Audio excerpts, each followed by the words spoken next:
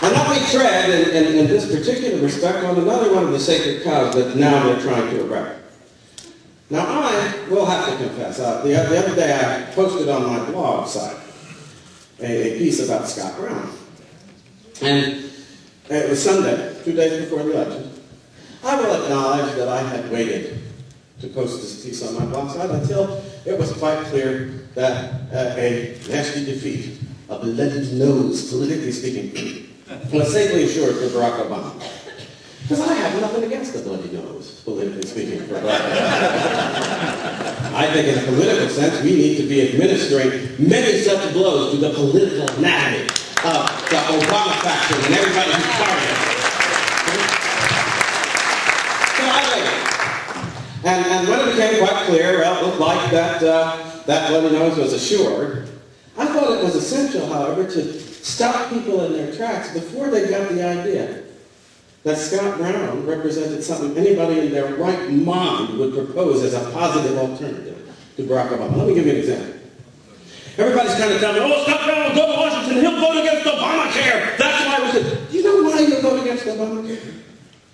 If you look at what was passed through the House and the Senate as Obamacare, as I recall, the Senate, they actually managed to include language that was supposed to block public funding of abortions.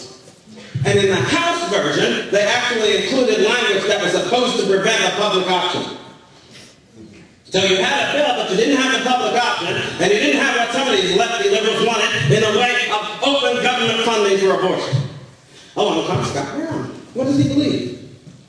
How many of you know what he believes on health care? Aside from listening to him, I said, oh, vote against those nasty bills. Did you bother to find out what he actually believes?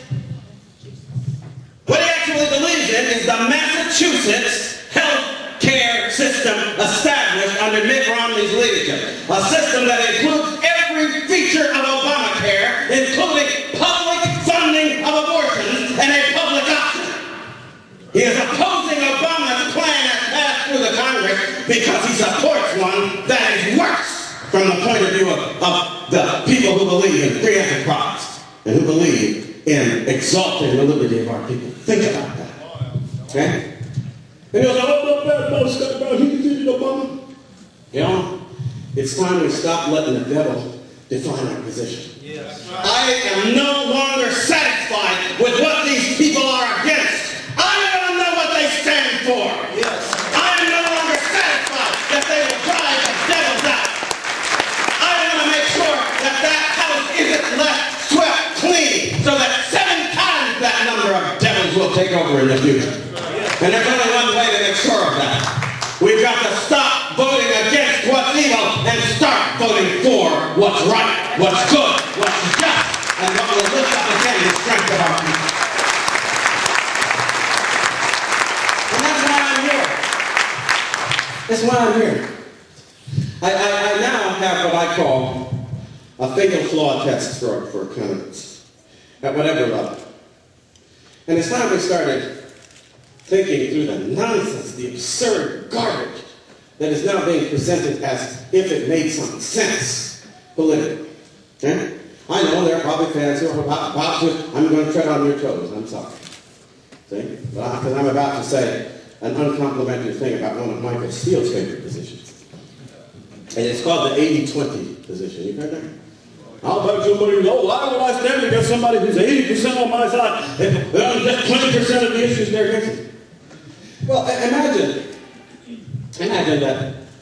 that you're looking for a physician and somebody recommends to you a list of physicians. And you go through and you examine the physicians, right?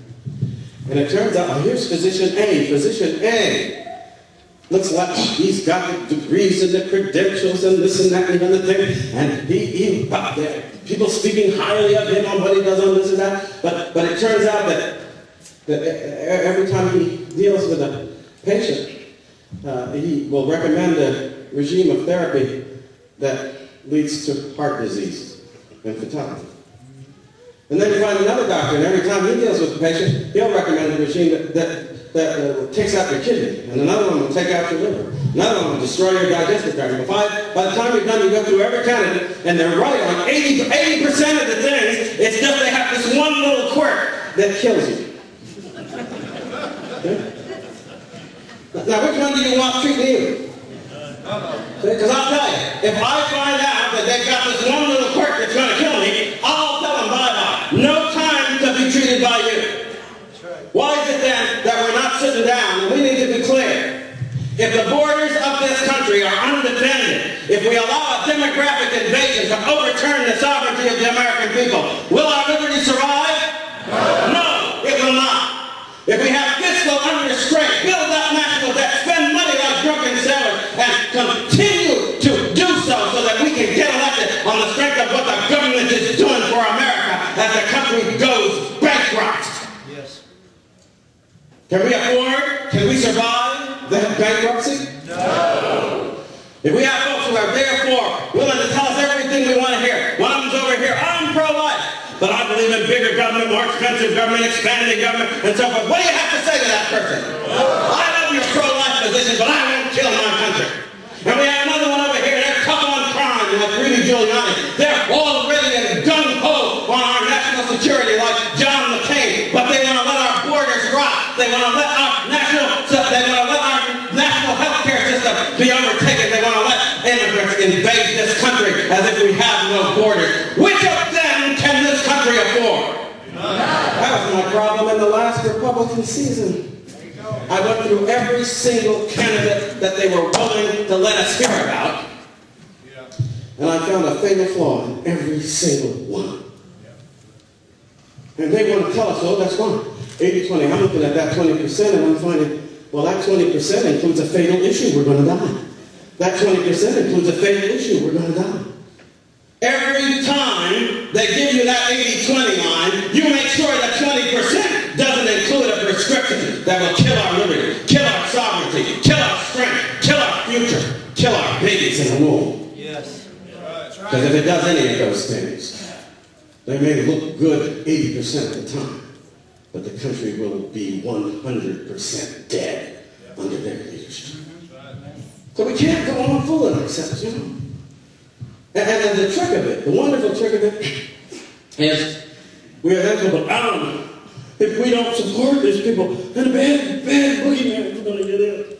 No, I heard this argument during the course of the last election. So. Yes, some of you probably know I didn't succumb to it. Well, I kept telling people, I'm not fair. You know why I wasn't? Because though I tried to tell them and nobody would hear, when I ran against him in 2004, I discovered that he was communist. That he was a hardline Marxist-Leninist. Right. That his background and associations and beliefs were all coming.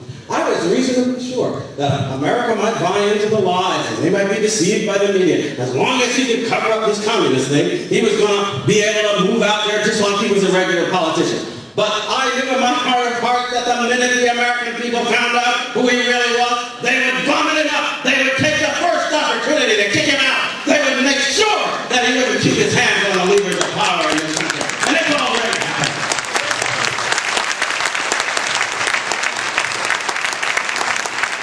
So don't tell me that I must sacrifice my integrity and my conscience and the future of my country I got to stand against that monstrosity over there that the country will vomit up the minute they recognize what it is. And instead, I need to vote for this monstrosity over here that's all sugar-coated, that wears a nice Republican label, that pretends to be conservative, and that'll only stick a knife in when we least expect it.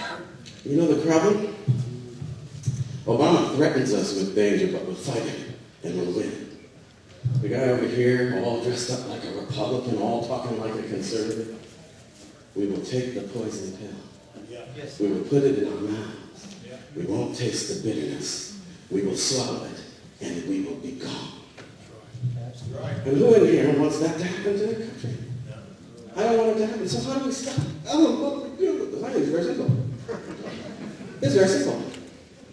And you know, the remedy is actually to prefer what's good for the country all the time. Stop looking for the lesser evils.